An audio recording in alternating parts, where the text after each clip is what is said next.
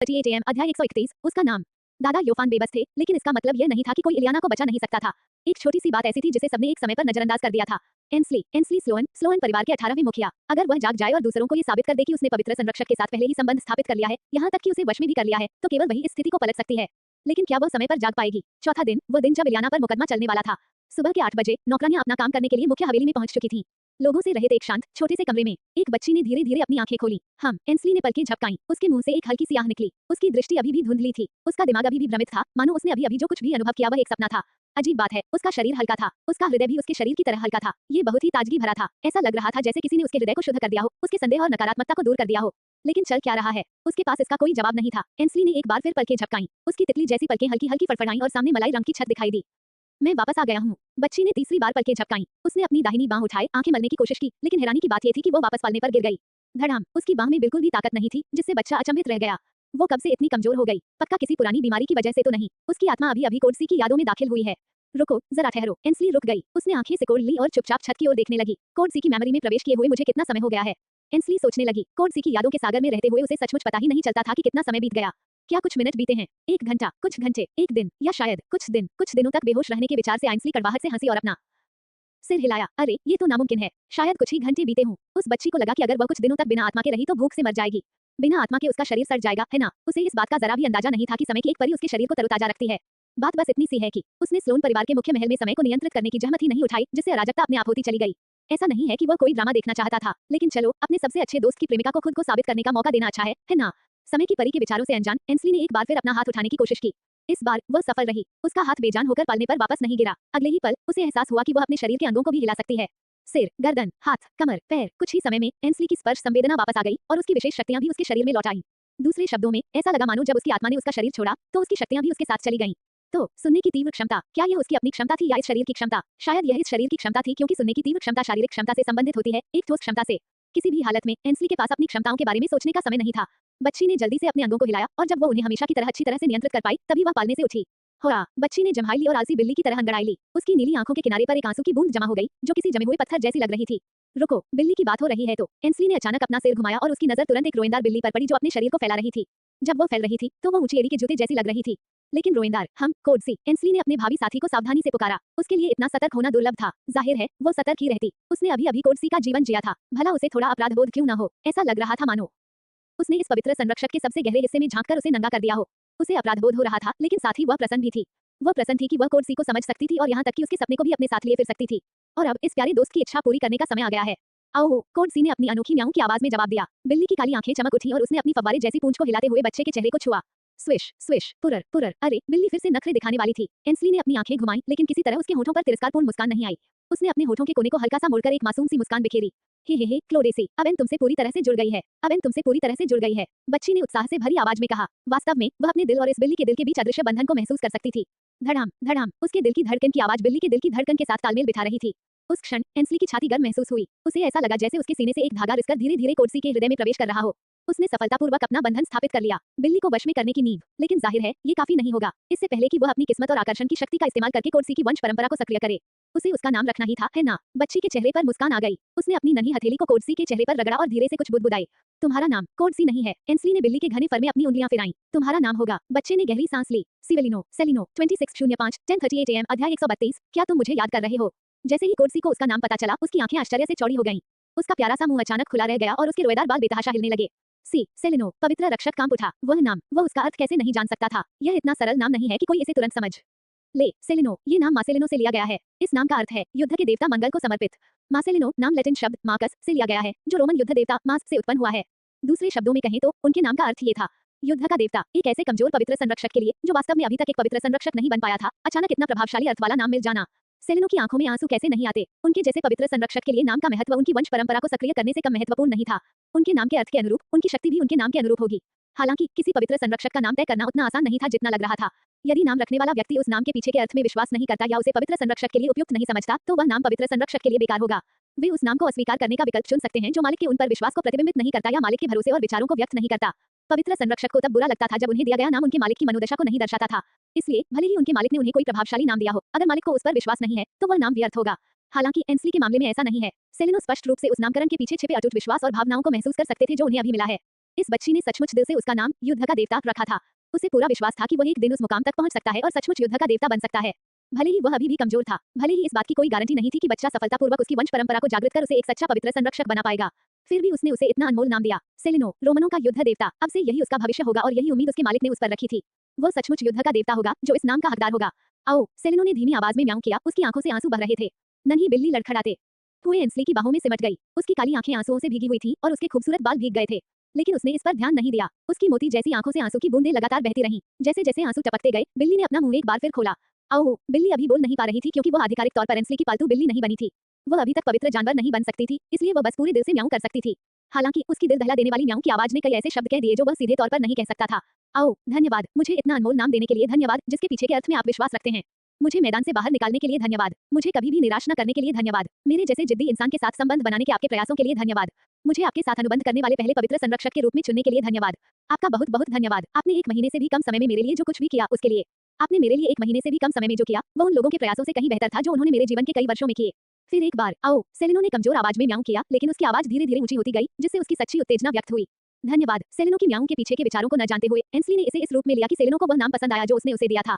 हे, वाह, बच्ची खिलखिलाते हुए पवित्र संरक्षक को पुकारने लगी। जब उसने उसे एक नाम दिया तो उन दोनों के बीच एक ऐसा मजबूत बंधन बन गया कि इस बार एंस्ली को पूरा यकीन था कि वह सेलिनो की वंश परंपरा को सक्रिय कर सकती है और उसने उसके साथ एक अनुबंध किया। उसे यह काम अभी या कभी भी करना था। एंस्ली के दिल में उत्साह उमड़ रहा था। उसके थके हुए चेहरे पर धीरे धीरे मुस्कान फैल गई। बच्ची ने सेलिनो की ओर प्यार भरी नजर डाली जो उसे दुलाने में व्यस्त था। आखिरकार मैंने कर दिखाया। एंस्ली ने अपनी मुठ्ठियां भींच ली। उसके होठों से खिलखिलाती हंसी निकल पड़ी। मैंने ये किया है। बच्ची खुशी से उछल पड़ी और अपनी भावनाओं को व्यक्त करने के लिए जमीन पर लौटने लगी। सचमुच वो इतनी उत्साहित थी, मानो खुशी का सैलाब उमड़ पड़ा और उसके पूरे शरीर में उमड़ पड़ा। ये वाकई अद्भुत था। उसे न केवल सेलिनो की सहायता मिलने से खुशी हुई, बल्कि इसलिए भी खुशी हुई कि वह अपनी इस दोस्त की मदद कर सकी।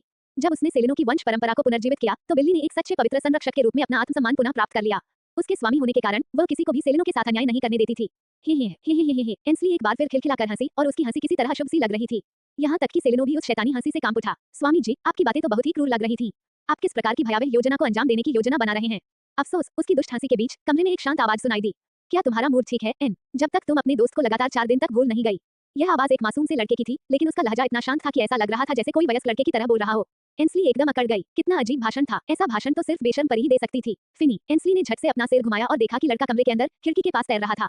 उसके चेहरे पर एक चौड़ी मुस्कान फैली हुई थी। हे, मुझे याद किया। 26:05 10:39 AM अध्याय 133 पापी के रूप में दंडित। जैसे ही फिनले ने अपना मुंह खोला, एंस्ली को उसके चेहरे पर थप्पड़ मारने की तीव्र इच्छा हुई।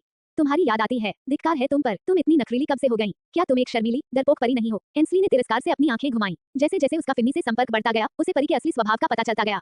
फिनी शर्मिला या डरपोक नहीं था। असल में वह दोहरे चरित्र वाला बेशर्म इंसान था। एंस्ली ने अपनी जीभ से एक आवाज निकाली और अपनी बाहों को अपनी छाती के सामने बांध लिया।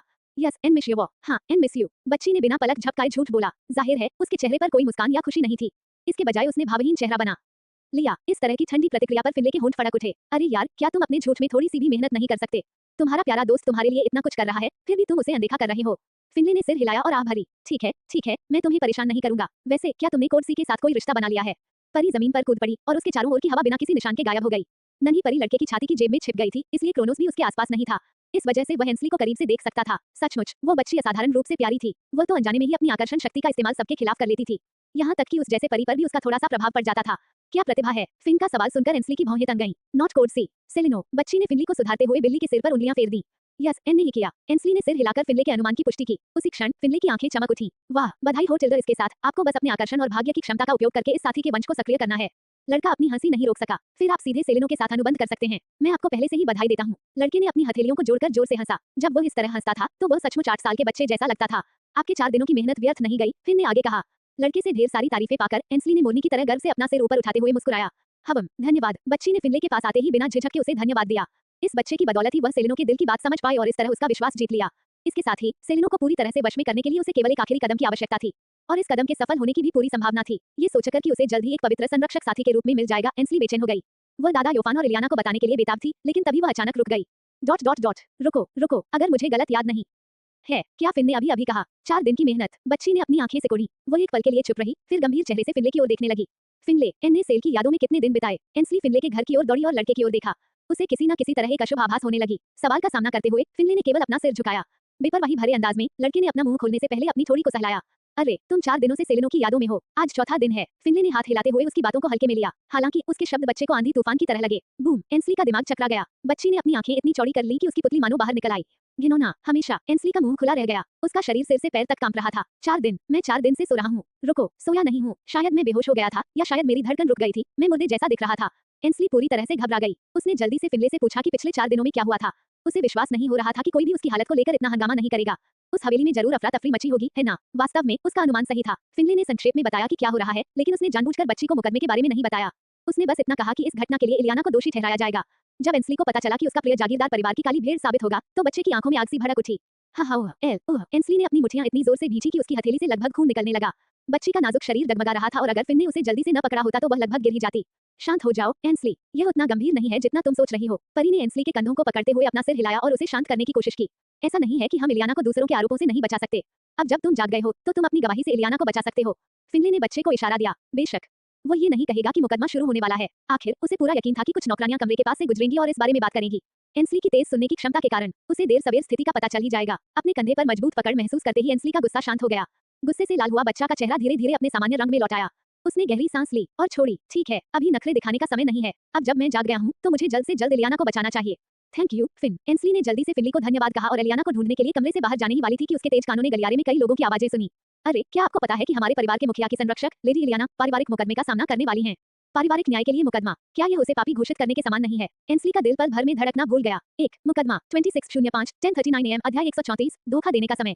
एक मुकदमा। एंस्ली की नजर धुंधली हो गई। बच्चा लड़खड़ाया और लगभग एक बार फिर गिरते गिरते बचा। एक पापी को दंडित करने के लिए मुकदमा, और वह पापी इलियाना है। ये कैसे हुआ? क्या ये 4 दिन लगातार बेहोश रहने की वजह से हुआ? इसीलिए उन्होंने इलियाना को इसके पीछे का मास्टरमाइंड बताया। एंस्ली को तुरंत एहसास हुआ कि वास्तव में ये तर्कसंगत बात थी। वे चालाक लोग इलियाना को दोषी ठहराने और परिवार के वर्तमान मुखिया के संरक्षक पद से उसे हटाने के लिए बेताब थे।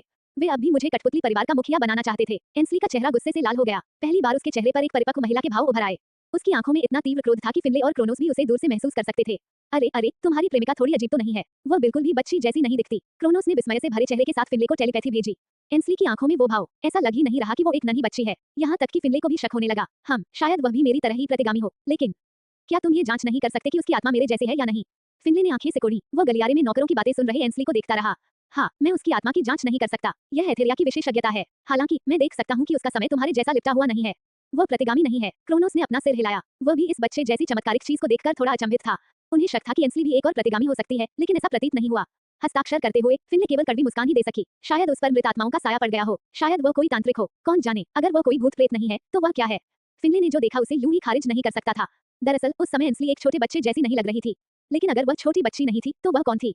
वह कोई प्रतिगामी नहीं है। तो एकमात्र तार्किक कारण यही हो सकता है कि किसी मृत आत्मा ने एंस्ली के शरीर पर कब्जा कर लिया हो सकता है कि वह सचमुच एक तांत्रिक हो। फिनले को उस झूठ के बारे में पता नहीं था जो एंस्ली ने दादा योफान को दिखाने के लिए बोला था। इसलिए उसे यह एहसास नहीं हुआ कि उस लड़की के पास तांत्रिक शक्ति और भविष्य बताने वाले सपने देखने की क्षमता है। वैसे भी ये दोनों क्षमताएं शुरू से ही एंस्ली की नहीं थी। हम एक जादूगरनी, है ना? कोई आश्चर्य की बात नहीं। चलो देखते हैं कि वो क्या करने वाली है। क्रोनोस ने सिर हिलाया और इस मामले को आगे नहीं बढ़ाया। ये देखना अच्छा होगा कि इस बच्चे से बंधी आत्मा शक्तिशाली हो ताकि वह बाद में मुकदमे में तबाही मचा सके।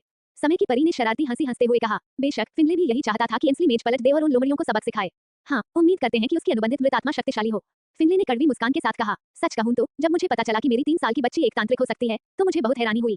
उसके पास पहले से ही 3 शक्तियां थी, है ना? इतनी कम उम्र में एक साथ कई शक्तियों का इस्तेमाल करना, ये तो वाकई डरावना है। ऐसी प्रतिभा तो समय में पीछे जाने पर उसकी प्रतिभा के बराबर है। हालांकि इनकी क्षमताएं अभी तक आक्रामक नहीं है, लेकिन अगर वो इनका सही इस्तेमाल कर सके तो यह एक आक्रामक कौशल बन सकता है। फिनले ने सिर हिलाते हुए एंस्ली के कंधे पर थपथपाया और व्यंग्यात्मक मुस्कान के साथ कहा, तो तुम क्या करने वाली हो? इलियाना को तुम्हारी जरूरत है। उसने बच्ची को याद दिलाया। एंस्ली एकदम सख्त हो गई। उसके चेहरे पर गुस्सा साफ झलक रहा था और वह नन्ही बच्ची तब तक दांत पिसती रही जब तक कि दूसरों को उसकी आवाज सुनाई नहीं दी। अल्लाह को बचाएगा। एंस्ली ने अपनी मुठ्ठियां कसकर भींच ली। पहले छुपकर बातें सुनते हुए वह मौजूदा स्थिति को समझने में कामयाब रही। बच्ची मन ही मन कुछ सोचते हुए तुरंत मुख्य हॉल की ओर दौड़ पड़ी। इस समय स्लोअन परिवार के सभी उच्च अधिकारी इलियाना के साथ मुख्य हॉल में एकत्रित हो चुके थे। नौकरों की बातों से ऐसा प्रतीत होता था कि 7 प्रमुख बुजुर्ग, शाखा परिवारों के उत्तराधिकारी और शाखा परिवारों के मुखिया भी वहां मौजूद थे। हो सकता है कि वे पांचों दोस्त भी चुपके से इसमें शामिल हों। वे उससे पूछताछ तो करते, लेकिन अंत में सारा दोष उसी निर्दोष महिला पर मर देते। ऐसा नहीं हो सकता। कुछ मिनटों तक छुपकर बातें सुनने के दौरान ही एंस्ली ने अपने मन में एक योजना बना ली थी। सबसे पहले उसे हॉल में जाकर दूसरों को बताना था कि वो बेहोश हो गई है क्योंकि उसने सेलिनो के साथ संबंध बनाने की कोशिश की थी। इस रफ्तार से तो उसे अब इसे छिपाने की जरूरत ही नहीं थी। वह वंश को सक्रिय करने की रस्म पूरी करके सेलिनो को सचमुच वश में कर सकती थी। हालांकि यह एक विचारणीय प्रश्न था कि क्या वे लोग उसकी बात सुनेंगे या नहीं। क्या होगा अगर वे ये कहने पर अड़े रहें कि वो कुछ भी समझने के लिए बहुत छोटी है? अगर वो दूसरों को ये भी बता देती कि उसका सेलिनो से अभी अभी रिश्ता बना है, तो शायद वो उस पर यकीन न करते। इसलिए उसे उन कमीनों के सामने उस आदमी के वंश को जगाना पड़ा। लेकिन क्या वे उसे बोलने का मौका देंगे? अगर वे उसे एक साधारण कठपुतली परिवार की मुखिया समझते हैं, तो वे उसकी बात नहीं सुनेंगे। इससे भी बुरा ये था कि वे उसे नजरअंदाज कर देते थे। इसलिए उसे अपनी बात मनवाने के लिए दूसरों को अपनी शक्ति का प्रदर्शन भी करना पड़ा। इस स्थिति में अपनी तांत्रिक क्षमता का खुलासा करना ही सबसे अच्छा कदम होगा। एक बार गॉडफादर के आने के बाद कोई भी उसे नजरअंदाज नहीं कर पाएगा। ये तो तुरंत नॉकआउट हो जाएगा। बेशक इतने सारे विशेषज्ञों के सामने इतना बड़ा झूठ बोलने के लिए उसे सतर्क रहना ही पड़ा होगा। चलिए 90% झूठ में 10% सच मिलाते हैं। सच तो ये था कि वो सेलिनो को वश में कर सकती थी और इसे साबित भी कर सकती थी। झूठ ये होगा कि वह एक तांत्रिक है और गॉडफादर की आत्मा ने उसे अपने वश में कर लिया है। इस तरह सोचते हुए एंस्ली ने अपने दिमाग में एक अचूक योजना बनानी शुरू कर दी और कुछ मिनटों तक विचार करने के बाद उसे लगा कि उसे एक अधिक आकर्षक स्टेज इफेक्ट की आवश्यकता है। वाह वाह, अब तो झांसा देने का समय आ गया है। 26:05 10:39 AM अध्याय 135 अलविदा चीक्स। झांसा देने का एक प्रमुख नियम ये था कि कोई व्यक्ति कितना आत्मविश्वासी दिखता है और वो कितनी शक्ति का झूठा प्रदर्शन कर सकता है। दबंग दिखने के लिए अपनी ताकत को झूठा साबित करने के लिए एक आकर्षक छवि की आवश्यकता थी जिससे आसानी से दूसरों का सम्मान अर्जित किया जा सके। लेकिन एक सामान्य स्टेज इफेक्ट से मुकदमे में मौजूद विशेषज्ञों को धोखा नहीं दिया जा सकता था। एंस्ली जानती थी कि उसे एक खास तरह के इफेक्ट की जरूरत है। काश वो उड़ सकती या शायद उन सबको मोहित कर लेती, उन्हें अपने सामने घुटने टेकने और उसकी पूजा करने पर मजबूर कर देती। ओह, ये तो बिल्कुल असंभव है, लेकिन कम से कम फिन की पवन शक्ति का उपयोग करके वह अपना दबदबा कायम करने के लिए हवा में तैर सकती है ना? एंस्ली ने अपनी ठुड्डी पर हाथ फेरा और संतुष्टि से सिर हिलाया। उसकी योजना अच्छी थी, अब उसे बस फिन की क्षमता उधार लेने की जरूरत थी। इसलिए बच्ची ने जरा भी देर नहीं की और तुरंत फिन को अपनी बात बताई। फिन के साथ इमारत के बाहर गलियारे में चलते हुए दोनों ने फिन की वायु शक्ति के माध्यम से बातचीत की। क्या तुम चाहते हो कि मैं तुम्हारे इशारे पर तुम्हें तैरने में मदद करूं? अपना दबदबा कायम करने के लिए? लड़के ने अविश्वास से पूछा। उसकी पलकें फड़कने लगी, मानो उसे कुछ अशुभ संकेत मिल रहा हो। आखिर उस बच्ची को उन बड़े अधिकारियों को डराने के लिए ऐसे दिखावे की क्या जरूरत थी? वो क्या करने की कोशिश कर रही है? अपने मन में उठ रहे सवाल के बावजूद फिनले ने आगे कोई सवाल नहीं पूछा क्योंकि बच्चे ने पहले ही उसे जवाब दे दिया था। हाँ, मेरी मदद करो फिन। एंस्ली ने सिर हिलाया। लड़की खिड़की के पास जाने से पहले थोड़ी देर हिचकिचाई और लड़के के कान में फुसफुसाते हुए बताया कि फिन की मदद पाने के लिए वह क्या क्या कर सकती है। फिर वह दोबारा दौड़ने लगी। अच्छा, अगर फिन बदले में उसके गाल दबाना चाहता है तो ठीक है। उसके सिर पर थपथपाना ठीक है, पेट सहलाना तब भी ठीक है, उसे अपनी बहन के रूप में गोद लेना ठीक है, बस अचानक से शादी का प्रस्ताव लेकर मत आ जाना। एंस्ली ने थोड़ी सी मदद के बदले में जो पेशकश की उसे सुनकर लड़का अपनी लार में ही अटक गया। उसने एंस्ली को ऐसे देखा मानो वो कोई राक्षस हो। अरे यार, क्या तुम अपना प्रस्ताव थोड़ा कम नहीं कर सकती? अगर बात यही है तो क्या होगा अगर मैं तुमसे मंगेतर बनने के लिए कहूं? हालांकि अभी तो यह नामुमकिन है, पर भविष्य में क्या होगा कोई नहीं जानता। फिनले को अचानक एंस्ली के लिए बहुत चिंता होने लगी। उसे डर था कि अगर वो बहुत भोली है तो भविष्य में मिलने वाली दूसरी परियां या दूसरे लड़के उसका फायदा उठा सकते हैं। ऐश, ठीक है, मैं तुम्हारी मदद करूंगा, बहुत सारी चीजें देने की जरूरत नहीं है। फिनले ने जल्दी से एंस्ली को अपनी इच्छा से कुछ भी देने से रोक दिया। उस नखरीली बच्ची ने तो यहाँ तक कह दिया कि वो उसे अपना पसंदीदा दूध और मोका पॉकी भी दे देगी। मुझे इसकी बिल्कुल भी जरूरत नहीं है। अगर वो उसे डायपर भी देती तो वो खून की उल्टी कर देता। फिनले द्वारा उसके प्रस्तावों को दृढ़ता से अस्वीकार करने पर एंस्ली ने हैरानी से अपना सिर झुकाया। लड़के ने कहा था कि वो उसकी मदद करेगा, लेकिन वो उसके प्रस्तावों को क्यों ठुकरा रहा है? क्या यह अच्छा नहीं है? मैं तो यहाँ तक कह रही हूँ कि मैं उसे अपना पसंदीदा पैसिफायर दे दूंगी जिसे मैं कभी इस्तेमाल नहीं करती। बच्ची ने अनजाने में अपने गाल फुला लिए। फिन, तुम्हारी क्या इच्छा है? मैं मदद करूंगा। बाद में मुकदमे के दौरान एंस्ली ने एक बार फिर परी की मदद के बदले कुछ देने की कोशिश की। फिन की हवा को नियंत्रित करने की क्षमता के बिना उसके द्वारा तैयार किया गया धोखा उतना प्रभावशाली नहीं होता। फिनले केवल कड़वी मुस्कान ही दे सका। ठीक है, अगर तुम जिद करते हो, मैं बाद में तुम्हारे गाल दबा दूंगा बदले में। कैसा रहेगा? लड़के ने एंस्ली के सामने अपनी तर्जनी उंगली हिलाई। लगातार 2 हफ्ते तक एंस्ली के मुंह से लगभग खून निकल आया। 2 हफ्ते, तब तक तो मेरे गाल गायब हो जाएंगे। बच्ची के होंठ फड़फड़ाए। उसने अपने गोल मटोल गालों को छुआ और अचानक उसे इस राक्षस को अपने गाल सौंपने पर पछतावा हुआ। काश उसे पता होता कि फिन इतना दयालु होगा कि बिना कुछ मांगे उसकी मदद करेगा। वह अपने गाल क्यों पेश करेगी? नहीं, अफसोस, बहुत देर हो चुकी है। एंस्ली केवल अपने गालों को मलकर आह भर सकती थी। ठीक है, बच्ची ने अपना सिर नीचे कर लिया, मानो उसने अपने भाग्य को स्वीकार कर लिया हो। ठीक है, अलविदा मेरे गालों। एंस्ली ने अपने गोल मटोल गालों से विदा लेने के लिए अपने काल्पनिक रुमाल को लहराया। एंस्ली के उदास चेहरे के विपरीत फिनले का चेहरा खिल उठा। वह दिल खोलकर हंसा और अपने शैतानी पंजों को बच्चे के गालों की ओर बढ़ाया। डील पक्की। फिनले ने जैसे ही सौदा पक्का किया, उसके शैतानी पंजे एंस्ली के गालों तक पहुंच गए। कुछ ही सेकंड में फिनले ने बच्ची के गोल मटोल गालों को दबाकर अपनी ऊर्जा पुनः प्राप्त कर ली। उसने ये सब तब किया जब वो बाहर हवा में तैर रहा था और एंस्ली दौड़ रही थी। देखते ही देखते एंस्ली के गोरे गाल दबाने और चुटकी काटने से लाल हो गए, लेकिन बच्ची केवल अपने दांत पीसकर गुर्रा सकती थी। चलो, हम एल को बचाएंगे। एंस्ली ने फिनले के हाथ पर थप्पड़ मारा और तुरंत अपनी गति बढ़ा दी। दूसरी ओर फिनले मुख्य हॉल की खिड़की के बाहर इंतजार करता था ताकि अंदर हो रही घटनाओं को देख सके। फिलहाल वो बाहर हवा में तैरता हुआ एंस्ली को अपनी पवन शक्ति से तेज दौड़ने में मदद कर रहा था। आखिरकार वो अभी भी एक परी है और मनुष्यों को उसे इतनी आसानी से नहीं देखना चाहिए। इस प्रकार 3 साल का बच्चा और 8 साल का माफिया वारिस जो परी के वेश में था, एलियाना को बचाने की एक भव्य योजना के साथ मुख्य हॉल की ओर चल पड़े। समय की एक छोटी सी परी भी चुपचाप उन दोनों के पीछे पीछे चल रही थी, एक अच्छा तमाशा देखने की प्रतीक्षा कर रही थी। एंस्ली के जागने से 30 मिनट पहले स्लोअन परिवार के उच्च अधिकारी पहले से ही मुख्य हॉल में एकत्रित हो चुके हैं। वही हॉल जिसका उपयोग कुछ सप्ताह पहले एंस्ली को परिवार के नए मुखिया के रूप में ताज पहनाने के लिए किया गया था। हॉल के अंदर काले सूट पहने हुए कुछ पुरुष और महिलाएं, जिनके पीछे उनकी संबंधित शाखा परिवार का लोगो लगा हुआ था, गंभीरता से खड़े थे। उनके सामने मंच था, जिस पर परिवार के मुखिया के लिए आरक्षित सिंहासन स्थिर खड़ा था। मंच के ठीक सामने फर्श पर एक गोलाकार शिलालेख खुदा हुआ था। वृत्त के बीच में एक सांवली त्वचा वाली महिला सिर झुकाए बैठी थी। उसने कैदी जैसी वर्दी पहनी हुई थी और उसके हाथों में एक बड़ी हथकड़ी साफ दिखाई दे रही थी। उसकी विशेष शक्तियों को सील करने के लिए उसके गले में एक मोटा पत्थर का हार पहनाया गया था। वो महिला कोई और नहीं बल्कि एलियाना थी। 26:05 10:40 AM अध्याय 136 5 कलियां एकत्रित हुई। एलियाना घुटनों के बल फर्श पर बैठी थी, उसके हाथ पीछे बंधे हुए थे। उसके सुनहरे बाल कंधों पर बिखरे हुए थे, बेतरतीब और गंदे। अगर कोई उसे अभी देखता तो उसे अंदाजा भी नहीं होता कि उसके बाल सुनहरे हैं। दुर्बल महिला के चारों ओर 7 महान बुजुर्ग खड़े थे, जिनमें से प्रत्येक ने अपने हाथ पीठ के पीछे बांध रखे थे। उनके सफेद वस्त्र, जो पुजारी जैसे दिखते थे, हॉल के एयर कंडीशनर की गर्मी में लहरा रहे थे, जो उन्हें भव्य और प्रभावशाली बना रहे थे। बेशक दादा योफान उन 6 बुजुर्गों में शामिल नहीं थे। उस बूढ़े व्यक्ति ने परिवार के मुखिया के सिंहासन के बगल में खड़े होकर एलियाना की दयनीय पीठ को देखना चुना। दर्द से उसकी आंखें सिकुड़ गईं, फिर भी बूढ़े आदमी ने बेपरवाह दिखने की कोशिश की। वो इलियाना के प्रति कोई सहानुभूति नहीं दिखा सकता था क्योंकि उसके पास महिला की निर्दोषता को साबित करने का कोई सबूत नहीं था।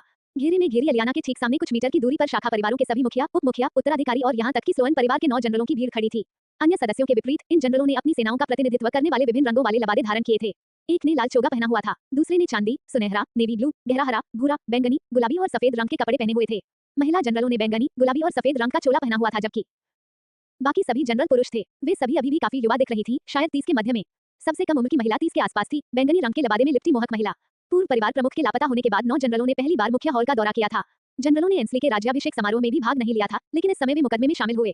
ये बात स्पष्ट थी कि मामला कितना गंभीर था। प्रत्येक सेनापति अपने उपसेनापति और 2-3 अधीनस्थों के साथ आया था, जिससे हॉल इन लोगों से खचाखच भरा हुआ था।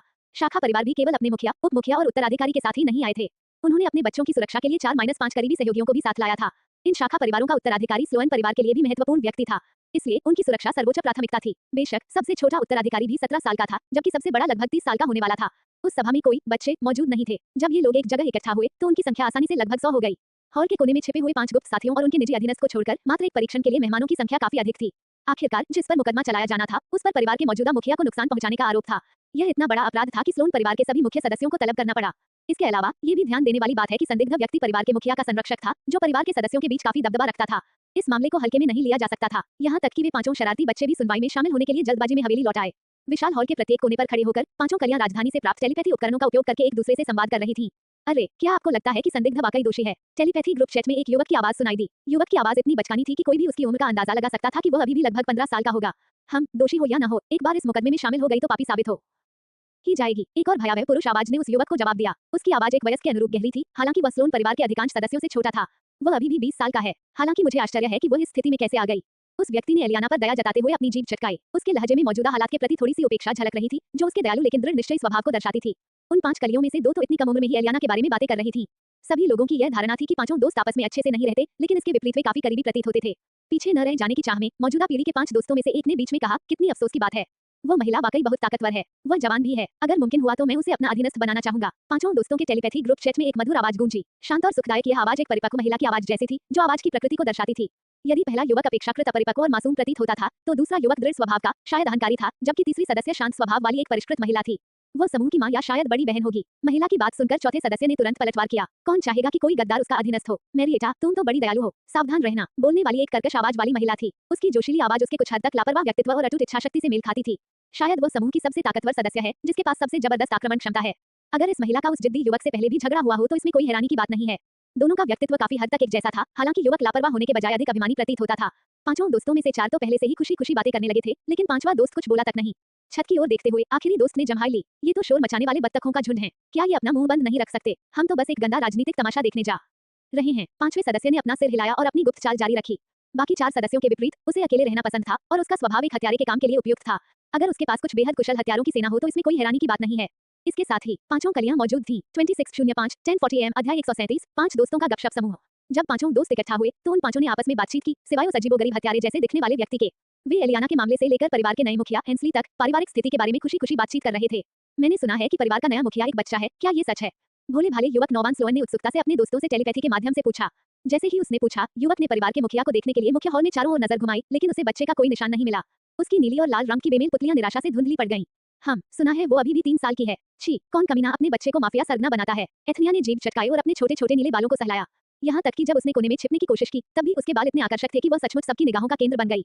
ये तो बेहद परेशान करने वाला है। ये सड़ा हुआ परिवार आखिरकार अपना असली रंग दिखा रहा है। एक बच्चे को परिवार का मुखिया बना दिया है। एथनिया ने अपना सिर हिलाया। उसकी सुनहरी आंखों में क्रोध उबल रहा था। वे सब बीमार हैं। एक बार के लिए मैं तुमसे सहमत हूँ, थानिया। मुझे थानिया मत बुलाओ, मैं एथन हूँ। एथन, एथनिया ने तुरंत तेज आवाज में जवाब दिया। उस टॉम्बॉय लड़की ने हॉल के दूसरे कोने में खड़े जेवोन को घूर कर देखा।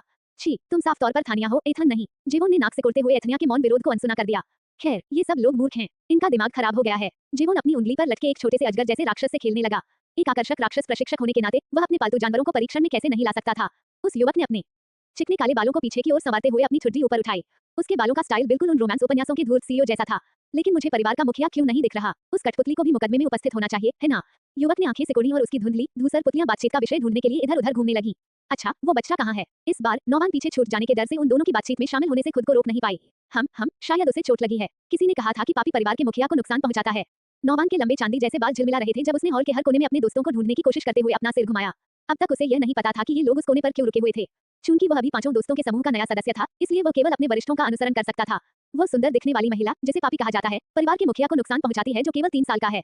मैरिएटा चौंक गई। उसने धीरे से पलकें झपकाईं और फिर अपनी भूरी, चॉकलेट जैसी आंखों से इलियाना को घूरने लगी। वो महिला बुरी नहीं लगती। महिला ने धीरे से आह भरी। उसने अपने हाथों से अपने गालों को ढक लिया और अविश्वास से भरी नजरों से इलियाना को एक बार फिर देखा।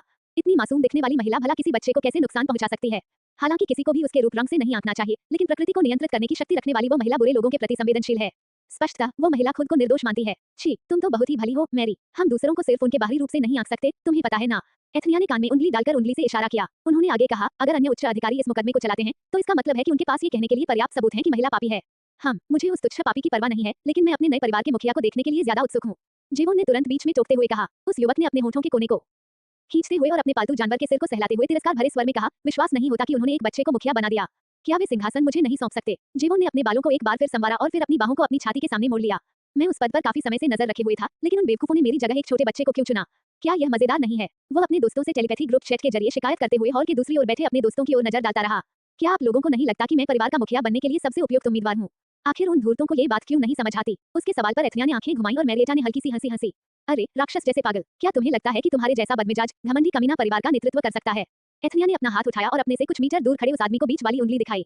सपने देखते रहो। छोटी लड़की ने अपनी बीच वाली उंगली दिखाते हुए जमीन पर लात मारी। हाँ, जेवोन, तुम नेता बनने के लिए बहुत जल्दबाज हो। मुझे नहीं लगता कि तुम परिवार के मुखिया बनने के योग्य हो। मैरिएटा ने मुस्कुराते हुए अपनी उंगलियों के बीच अपने भूरे बालों को घुमाया। उन्होंने आगे कहा, हो सकता है कि अगर आप थोड़ा शांत हो जाएं, तो आप परिवार के मुखिया बन सकते हैं।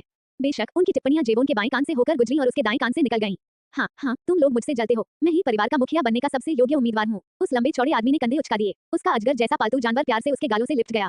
ठीक है, नौवान, तुम भी यही सोचते हो? बेचारा भोला भाला नौवान अपने वरिष्ठ के शब्दों से सहम गया। चेहरे पर कड़वी मुस्कान लिए उस युवक ने सिर हिलाया, भले ही दूसरा पक्ष उसे देख भी न रहा हो।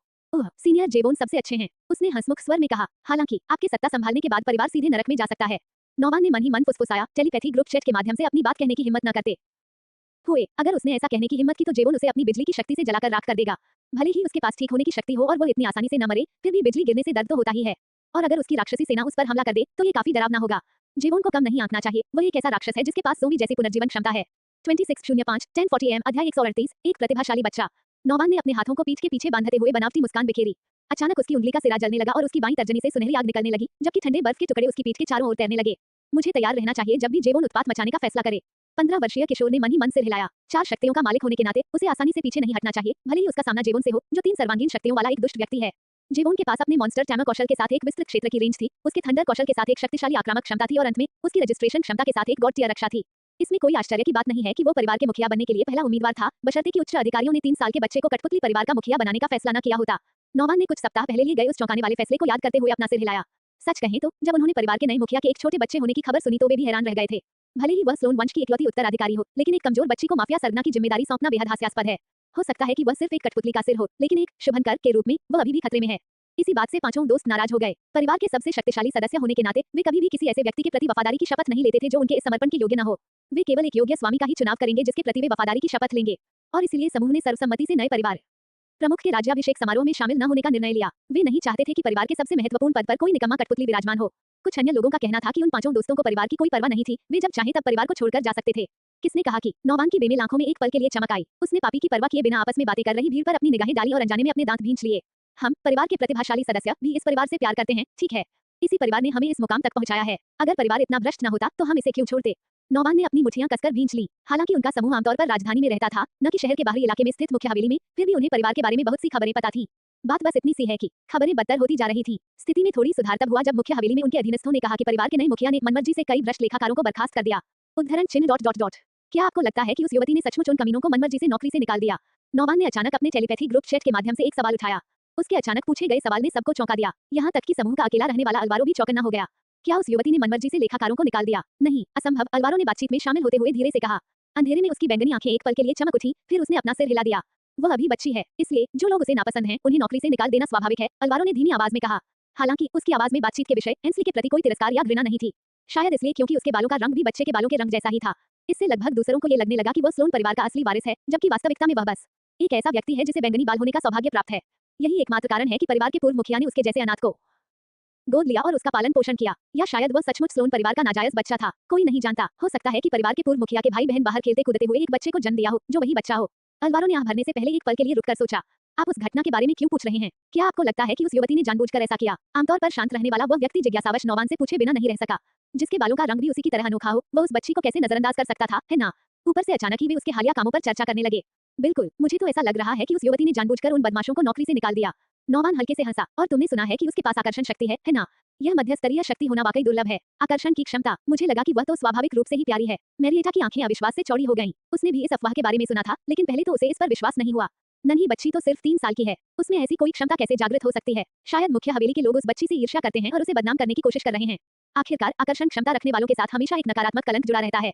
मुझे नहीं पता कि उस युवती में सचमुच आकर्षण की क्षमता है या नहीं, लेकिन अगर उसमें ये क्षमता है, तो क्या इसका मतलब यह नहीं है कि वह एक प्रतिभाशाली है? नौवान ने जेवोन की ओर देखा, जो उससे काफी दूर खड़ा था। हालांकि भले ही वह उस युवक का चेहरा न देख सके, लेकिन वह कल्पना कर सकता था कि वह अभिमानी बदमाश किस तरह का भाव बना रहा होगा। 8 साल की उम्र में अपनी शक्ति को जागृत करने वाले प्रतिभाशाली जेवोन को स्लोन परिवार के सामने शेखी बघारने का पूरा अधिकार था। हालांकि वाल्टर परिवार के उत्तराधिकारी ने, जिसने 6 साल की उम्र में अपनी शक्ति को जागृत कर लिया था, उसे थोड़ा पीछे छोड़ दिया। लेकिन अगर मौजूदा कठपुतली परिवार की मुखिया अपनी पहली मध्यस्तरीय शक्ति को तब जागृत कर ले जब वो मुश्किल से 3 साल की हो। नौवान ने अभी अपनी बात पूरी नहीं की थी कि जेवोन की ठंडी आवाज सबके दिमाग में गूंज उठी। तो तुम्हारा मतलब यह है कि कठपुतली परिवार की मुखिया शायद एक जीनियस है? उसने जानबूझकर लेखाकारों को भी निकाल दिया। जेवोन की आंखों में एक खतरनाक चमक आ गई। आप ये कहना चाहते हैं कि एंस्ली स्लोन मुझसे बेहतर हो सकती है? 26:05 10:41 AM अध्याय 139 मुश्किल समय में। टेलीपैथी ग्रुप चैट पर जेवोन की आवाज ठंडी और निर्मम लग रही थी, जिससे सभी के रोंगटे खड़े हो गए। जेवोन के मौन क्रोध का सामना करते हुए समूह के सभी सदस्य चुप हो गए। निस्संदेह वह भी उन सब में सबसे शक्तिशाली था, क्योंकि वह सर्वांगीण क्षमताओं का धनी था। एक ऐसे बच्चे को लेकर उसे उकसाना बुद्धिमानी नहीं थी जिसे उन्होंने कभी देखा ही नहीं था। बच्चे के चमत्कारिक कारनामे अफवाह भी हो सकते हैं, है ना? उनके बीच के असहज माहौल को भांपते हुए मैरिएटा ने जल्दी से कोमल स्वर में बात की। अरे अरे, कठपुतली मुखिया के बारे में बात न करें। हमारा ध्यान तो पापी पर चल रहे मुकदमे को देखने पर होना चाहिए। उसने अभी अपनी बात पूरी नहीं की थी कि अचानक दादा योफान की तेज आवाज पूरे हॉल में गूंज उठी। देवियों और सज्जनों, अब सुनवाई शुरू करने का समय आ गया है। बूढ़े व्यक्ति ने अपने हाथ पीठ पीछे कर ली और एक विशेषज्ञ की गरिमा में मुद्रा अपना ली। अपनी दाढ़ी को सीने के सामने लहराते हुए वह बूढ़ा व्यक्ति सचमुच एक जीवित ऋषि जैसा लग रहा था।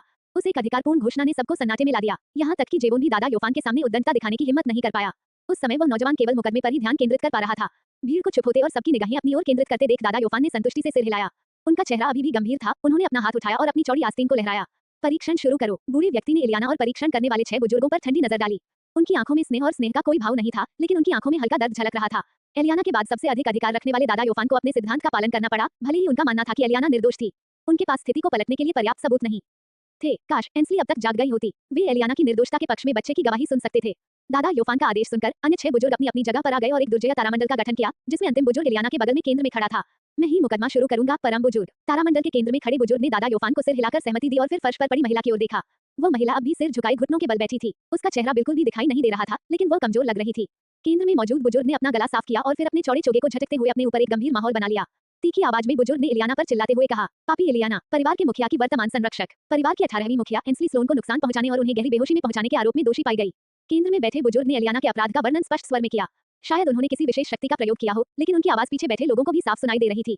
बिना माइक्रोफोन का इस्तेमाल किए भी उनकी आवाज इतनी दमदार थी। जाहिर है उन्होंने किसी विशेष क्षमता या अन्य उपकरणों का इस्तेमाल किया होगा।